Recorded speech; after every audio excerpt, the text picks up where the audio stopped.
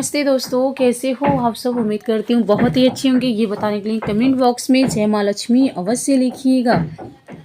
तो आज हम बात करेंगे किस घर में माँ लक्ष्मी सदा निवास करती हैं। जानेंगे कौन से घर में माँ लक्ष्मी सदा निवास करती हैं, भगवान श्री कृष्ण ने बताया। दोस्तों, आज हम आपको बताएंगे कि किस कारण से मनुष्य के जीवन में दरिद्रता आती है। वो ऐसा कौन सा पाप है जिसे करने के बाद देवी लक्ष्मी मनुष्य के घर को त्याग कर चली जाती है, और वह कौन सा पुण्य है जिसे करने से देवी लक्ष्मी सदा उस घर में वास करती है। तो चलिए दोस्तों, जानेंगे इस कथा के माध्यम से। एक समय की बात है कि गरुड़ देव भगवान श्री कृष्ण के पास जाते हैं और बोलते हैं, मेरा आपको सदा प्रणाम। भगवान श्री कृष्ण कहते हैं, हे गरुड़ राज, किस प्रयोजन से आना हुआ। तब गरुड़ बोलते हैं, हे प्रभु, मैं आपसे आज 3 प्रश्नों के उत्तर जानने के लिए आया हूँ। यदि आप मेरे प्रश्नों का उत्तर दे दे तो मेरे मन की व्याकुलता शांत हो जाएगी। तब भगवान श्री कृष्ण बोलते हैं, हे गरुड़, आप निसंकोच होकर पूछिए। आप जो भी प्रश्न पूछना चाहते हैं मैं आपको प्रश्नों का उत्तर अवश्य दूंगा। तब गरुड़ देव बोलते हैं, हे प्रभु, आज आप मुझे बताएं किस कारण मनुष्य के जीवन में दरिद्रता आती है, और कौन सा पाप है जिसे करने से देवी लक्ष्मी मनुष्य के घर को त्याग कर चली जाती है, और वो कौन सा पुण्य है जिससे करने से देवी लक्ष्मी घर में निवास करती हैं। तब भगवान श्री कृष्ण बोलते हैं, हे गरुड़, समस्त मानव जाति के कल्याण के उद्देश्य से इन अनंत महत्वपूर्ण प्रश्नों का उत्तर एक कथा के माध्यम से दूंगा। मेरे द्वारा सुनाई गई इस कथा को आप ध्यान पूर्वक अवश्य सुनिएगा। तब गरुड़ कहते हैं, हे प्रभु, कृपया आप मुझे वो कथा सुनाइए। आपके मुख से इस कथा को सुनना मेरा सौभाग्य है। मैं इस कथा को पूरा सुनूंगा और इसका प्रचार तीनों लोकों में करूंगा। तब भगवान श्री कृष्ण कहते हैं, हे गरुड़, जो मनुष्य सत्य का साथ देता है, ईश्वर उसका साथ कभी नहीं छोड़ता है। आज मैं आपको महाराजा हर्षवर्धन की कथा सुनाता हूँ। इन्होंने देवी लक्ष्मी का त्याग करके दरिद्रता को ग्रहण कर लिया था। त्रेता युग की बात है। भारतवर्ष में सत्यवादी धर्मात्मा राजा हर्षवर्धन राज्य कहते थे। उनका राज्य कुंतल प्रदेश था।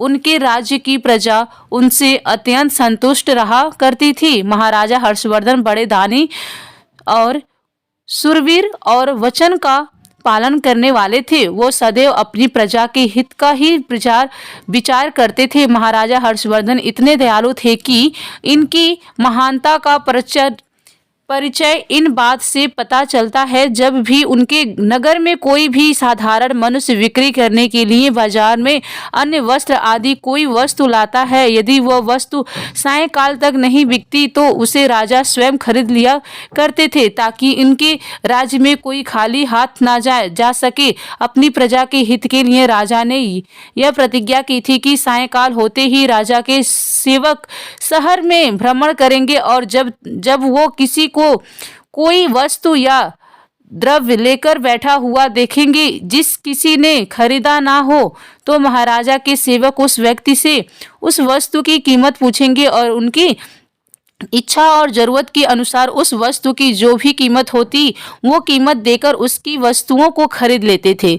इस प्रकार से महाराजा के ऐसे दयालु स्वभाव को देखकर अनेक लोग प्रसन्न होकर उनकी महानता की चर्चा करने लगे। महाराजा हर्षवर्धन की कृति तीनों लोकों में होने लगी। देवी देवताओं भी उनकी प्रशंसा करने लगे। जब यह बात धर्मराज को पता चली तो एक दिन स्वयं धर्मराज ने ही महाराजा हर्षवर्धन की परीक्षा लेने की सोची। फिर एक दिन स्वयं धर्मराज एक ब्राह्मण का वेश धारण करके महाराजा हर्षवर्धन की नगरी में प्रकट हुए। उन्होंने अपने साथ टूटी फूटी चीजें, कूड़ा कटकर और कचरा एक पेटी में भरकर ले लिया, अर्थात उन्होंने दरिद्रता पेटी में भर लिया, और उस पेटी को लेकर वे सत्यवादी महाराज हर्षवर्धन के नगर में उनकी परीक्षा लेने के लिए पहुंच गए। धर्मराज उस नगर के बाजार में उस दरिद्रता वाली पेटी को बेचने के लिए बैठ गया, किंतु कोई व्यक्ति कूड़ा कचरा खरीदेगा। ब्राह्मण रूपी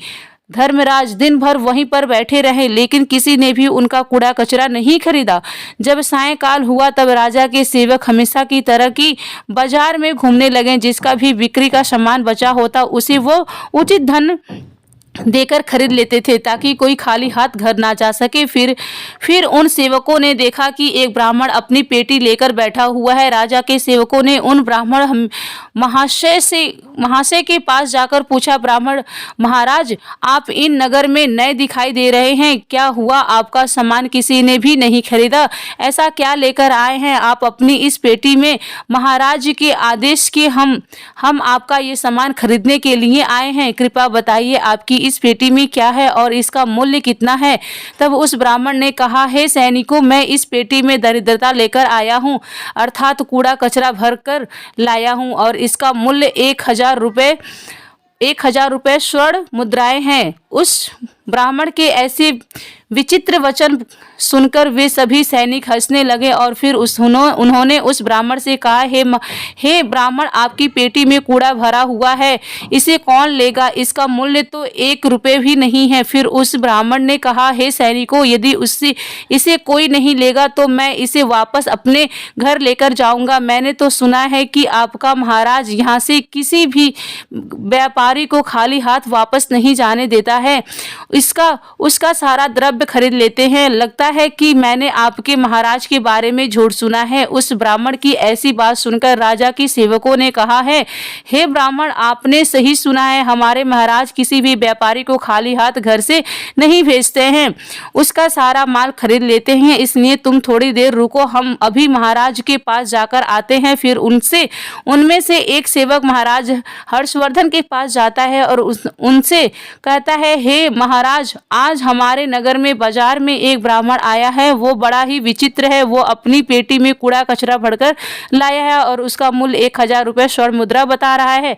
तब महाराज ने कहा, हे सैनिकों, तुम जाकर उसके सामान का मूल्य जो कम से कम हो सके उतना ही उसे देकर उसका सामान खरीद लो, उसे उसकी वस्तुएं लेकर वापस मत जाने दो, अन्यथा मेरा वचन झूठा हो जाएगा। फिर राजा के सेवक उस ब्राह्मण के पास जाते हैं और वो कहते हैं, हे ब्राह्मण, हम तुम्हारे इस पेटी का मूल्य 200 स्वर्ण मुद्रा देते हैं, तुम इतनी मुद्राएं लो और प्रसन्नता से अपने घर चले जाओ। किंतु उस ब्राह्मण ने कहा, हे सैनिकों, मैं 1000 स्वर्ण मुद्राओं से 1 रुपये कम नहीं लूंगा।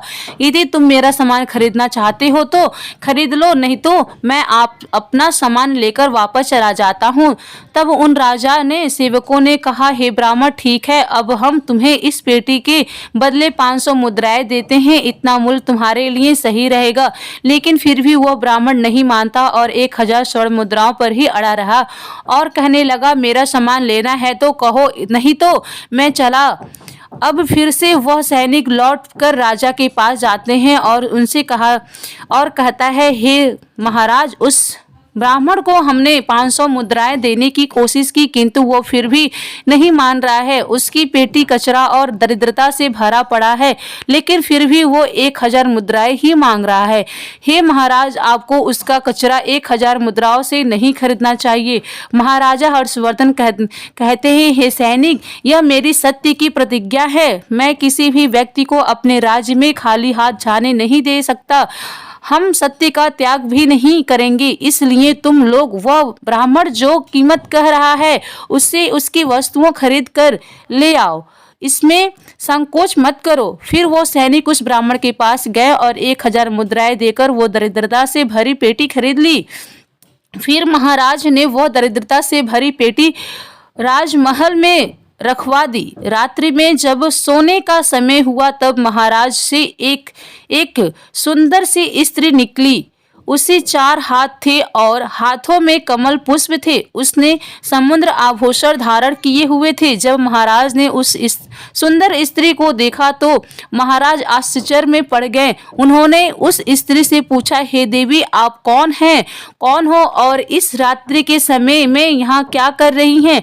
महाराज की बात सुनकर देवी बोली, मैं तुम्हारे राज्य की लक्ष्मी हूँ, आप सत्यवादी धर्मात्मा हैं, इसी कारण से मैं आपके महाराज में निवास करती हूँ। किंतु आज आपके महाराज में दरिद्रता आ गई है और जहाँ पर दरिद्रता रहती है उस स्थान पर लक्ष्मी निवास नहीं करती है। आज आपके महल में पेटी भरकर दरिद्रता आई है, इसलिए अब मैं यहाँ।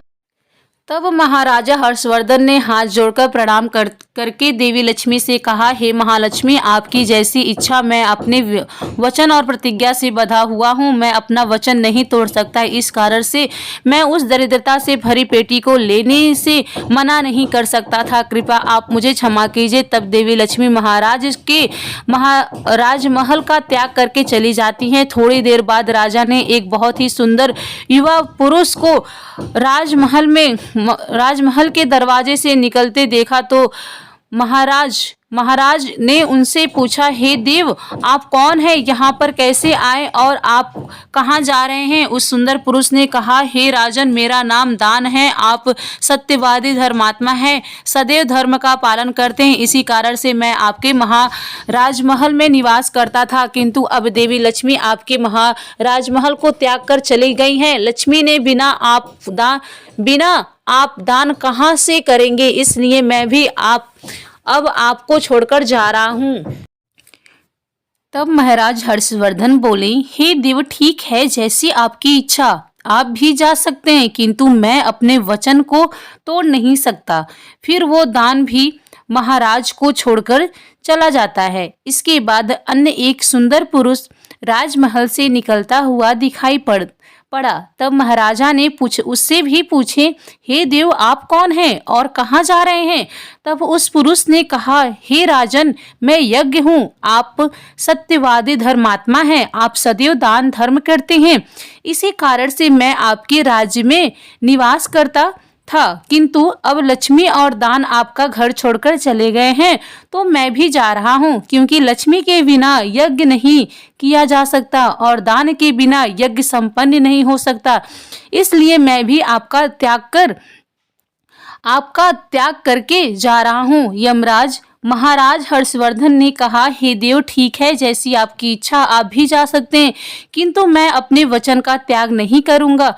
फिर वो यज्ञ भी महाराज राजमहल को छोड़कर चला जाता है। फिर कुछ समय बाद अन्य एक अत्यंत सुंदर पुरुष राजमहल से जाता हुआ दिखाई देता है। तो राजा ने उससे भी पूछा, हे महाशय, आप कौन हैं और राजमहल छोड़कर क्यों जा रहे हैं? तब उस पुरुष ने कहा, हे राजन, मैं यश हूँ। आपके पुण्य के कारण मैं आपके घर में निवास कर रहा था, किंतु अब आपके यहाँ से लक्ष्मी, दान, यज्ञ आदि सब चले गए हैं, तो इसके बिना आपको यश की प्राप्ति नहीं हो सकती।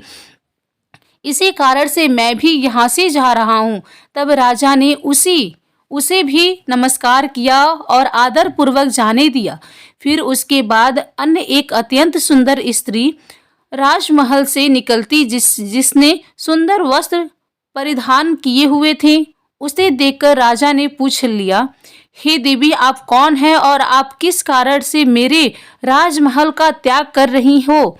तब वो स्त्री बोली, हे राजन, मैं कृति हूँ। लक्ष्मी, दान, यज्ञ और यश ने भी आपका साथ छोड़कर चले गए, तो उनके बिना मैं भी आपकी राजमहल में नहीं ठहर सकती, इसलिए मैं भी जा रही हूँ। तब राजा ने उसे भी जाने दिया। फिर अंत में एक अत्यंत सुंदर पुरुष राजमहल से निकला और उसे देखकर राजा ने पूछा, हे देव, आप कौन हैं और आप भी हमारे राजमहल को छोड़कर क्यों जा रहे हैं? तब उस पुरुष ने कहा, हे राजन, मैं सत्य हूँ। आप एक सत्यवादी धर्मात्मा राजा हैं, इसलिए मैं आपके यहाँ निवास करता था, किंतु अब आपके यहाँ से लक्ष्मी, दान, यज्ञ, यश, कृति आदि सभी चले गए हैं, तो मैं भी यहाँ से जा रहा हूँ। तब महाराजा हर्षवर्धन ने कहा, हे सत्य, आप भी मेरा त्याग कर रहे हैं, किंतु मैंने तो आपका कभी त्याग नहीं किया। आपके त्याग न करने के कारण ही सभी मुझे छोड़कर जा रहे हैं, इसलिए आप मुझे छोड़कर कैसे जा सकते हैं? मैं अपने सत्य वचन का पालन करने के लिए ही दरिद्रता को अपने घर में रखा था। मैंने संसार के कल्याण के लिए यह वचन दिया था कि मेरे राज्य में कोई भी खाली हाथ नहीं जाएगा। जो भी मेरे राज्य में कोई वस्तु बेचने आएगा, यदि उसकी वस्तु कोई नहीं खरीदेगा तो उसे मैं खरीद लूंगा। इसलिए मैंने अपने सत्य वचन का पालन करने के लिए उसे ब्राह्मण को 1000 स्वर्ण मुद्रा देकर उससे दरिद्रता खरीद लिया था। उसी दरिद्रता की पेटी के कारण देवी लक्ष्मी ने आकर मुझसे कहा कि वो उस स्थान पर निवास नहीं करती जिस स्थान पर दरिद्रता रहती है, और देवी लक्ष्मी के जाते ही यज्ञ, दान, यश, कृति सब मुझे छोड़कर चले गए हैं। मेरे सत्य वचन का पालन करने के लिए ही मैंने उन सभी को जाने दिया, और अब आप भी मुझे छोड़कर जा रहे हैं। महाराजा हर्षवर्धन की बात सुनकर वो सत्य बोले, हे राजन, यदि आपने मेरे लिए ही इन सब का त्याग किया है तो ठीक है, मैं आपका राजमहल छोड़कर नहीं जाऊंगा। आप सचमुच बड़े पूरी आत्मा और सत्यवादी हैं, इसलिए अब से मैं आपके राजमहल में ही निवास करूंगा। और वह सत्य फिर से महाराज में लौट गया। उसके थोड़ी ही देर बाद एक सुंदर स्त्री लौटकर आ गई। उससे देखकर राजा ने पूछा, हे देवी, आप कृति हैं? अभी आप मुझे छोड़कर चली गई थी, तो फिर वापस क्यों लौटकर आ गई? तब कृति ने कहा, हे राजन, मुझे क्षमा करो। मैं लक्ष्मी, यज्ञ, दान, यश के बिना तो रह सकती हूँ, किंतु सत्य के बिना नहीं रह सकती। इसलिए जहाँ सत्य रहेगा मैं वहीं पर रहूंगी। फिर राजा ने कृति का स्वागत किया और वो राजमहल में चली गई। फिर यश वहां पर लौटकर आ गया। राजन ने उससे भी पूछा, हे महाशय, आप तो यश हैं, आप मुझे छोड़कर चले गए थे, फिर लौटकर क्यों आ गए? तब उस पुरुष ने कहा, हे राजन, कोई राजा कितनी भी बड़ा धनवान हो, दानशील हो, किंतु सत्य के बिना उसे यश प्राप्त नहीं हो सकता। इसलिए जहाँ पर सत्य विराजमान रहता है मैं वहीं पर रहता हूँ, सत्य के बिना मैं नहीं रह सकता। ऐसा कहकर फिर यश ने राजमहल में प्रवेश किया। उसके कुछ क्षण बाद यज्ञ भी लौटकर आ गया। राजा ने उसे भी पूछा, हे महाशय, आप क्यों लौटकर आ गए हैं? तब यज्ञ ने कहा, हे राजन, चाहे कोई भी कितना भी लक्ष्मीपति और दानशील क्यों ना हो, किंतु बिना सत्य के यज्ञ शोभा नहीं देता है। आप में सत्य विराजमान है, इसलिए मैं भी आपके पास ही रहूंगा। इतना कहकर यज्ञ भी राजमहल में वापस लौट गया। उसके कुछ क्षण बाद दान भी वापस आ गया। राजा ने उसे भी पूछा, हे महाशय, आप भी मुझे छोड़कर गए थे, फिर लौटकर किस कारण से आप आ गए? तब उस पुरुष ने कहा, हे राजन, मैं दान हूँ। कुछ समय पहले मैं आपको छोड़कर गया था, किंतु आप में सत्य विराजमान है, और जहाँ सत्य रहता है मैं वहीं पर रहता हूँ। कोई मनुष्य कितना भी धनवान क्यों ना हो, किंतु बिना सत्य के दान नहीं कर सकता। दान का महत्व सत्य से ही होता है, इसलिए मैं भी लौटकर आ गया हूँ। राजन ने कहा, ठीक है, आपका भी स्वागत है। और फिर दान भी राजमहल में चला गया, और फिर उसके बाद साक्षात देवी लक्ष्मी लौटकर आ गई। राजा ने पूछा, हे माँ लक्ष्मी, आप वापस क्यों आ गई? आप तो मुझे छोड़कर चले गए थे। तब देवी लक्ष्मी ने कहा, हे राजन, यह आपके सत्य की परीक्षा थी। आपके सत्य की परीक्षा थी। आपके यहाँ पर यश, दान, यज्ञ और सत्य सभी निवास करते हैं, और लक्ष्मी के बिना सभी असफल हो जाएंगे। इसलिए मैं आपके सत्य धर्म की रक्षा करने हेतु लौटकर आ गई हूँ। तब राजा ने कहा, हे माँ लक्ष्मी, मेरे यहाँ पर तो दरिद्रता से भरी हुई पेटी है। जहाँ दरिद्रता रहती है वहाँ पर आप कैसे निवास कर सकती हैं? तब देवी लक्ष्मी ने कहा, हे राजन, मेरी कृपा से वो दरिद्रता से भरी पेटी भी सुवर्ण हो रत्न से भर जाएगी। इतना कहकर माँ लक्ष्मी भी राजमहल में प्रवेश कर लेती हैं। माँ लक्ष्मी के प्रवेश करते वो पेटी में भरा पड़ा कूड़ा कचरा रत्न और स्वर्ण के आभूषण में बदल गया। इसके कुछ समय के पश्चात स्वयं धर्मराज ब्राह्मण के रूप में महाराजा राजमहल में आ गए। तब राजा ने उनसे पूछा, हे ब्राह्मण, आप कौन हैं? आपने तो मेरा त्याग नहीं किया था, फिर आप यहाँ पर कैसे आ गए?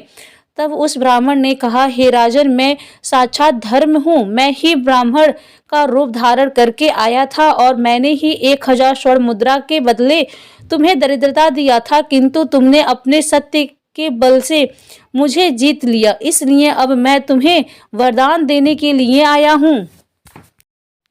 बताओ, मैं तुम्हें कौन सा वरदान करूं, कौन सा वर प्रदान करूं? इतना कहकर धर्मराज ने अपने अपना मूल स्वरूप धारण किया। तब राजा हर्षवर्धन ने कहा, हे धर्मराज, आपके दर्शन करके मैं धन्य हुआ। कृपा आप अपनी कृपा सदैव मुझे पर बनाए रखे, मुझे और कुछ नहीं चाहिए। फिर धर्मराज ने राजा को आशीर्वाद दिया और उस स्थान से अंतर्ध्यान हो गया। भगवान श्री कृष्ण कहते हैं, हे गरुड़ देव, इस प्रकार से अपने सत्य धर्म के कारण ही महाराज ने सभी पर विजय प्राप्त की थी। इसलिए मनुष्य को कभी भी सत्य का अनादर नहीं करना चाहिए, हमेशा सत्य का पालन करना चाहिए। जो सत्य की राह पर चलता है उसके पास लक्ष्मी, दान, यज्ञ, यश, कृति सदैव निवास करते हैं। तो दोस्तों, इस प्रकार से भगवान श्री कृष्ण ने गरुड़ देव जी को अत्यंत महत्वपूर्ण ज्ञान। मित्रों, उम्मीद करते हैं आपको हमारी आज की यह जानकारी अवश्य ही पसंद आई होगी। तो जय श्री कृष्णा दोस्तों, आपको ये जानकारी कैसी लगी कृपया कमेंट करके ज़रूर बताएं। वीडियो पसंद आया हो तो लाइक करें और ऐसी ही और भी बहुत सारी कहानियों को सुनने के लिए हमारे चैनल को ज़रूर सब्सक्राइब करें। नीचे बेल आइकन बटन है, उसको ज़रूर प्रेस कीजिएगा ताकि आने वाले हर एक नोटिफिकेशन आप तक सबसे पहले पहुंच सके। तो फिर मिलेंगे नेक्स्ट वीडियो में, तब तक के लिए आप सभी का बहुत बहुत धन्यवाद। नमस्कार, स्वस्थ रहिए, सुरक्षित रहिए और जहाँ कहीं भी रहिए खूब खुश रहिए।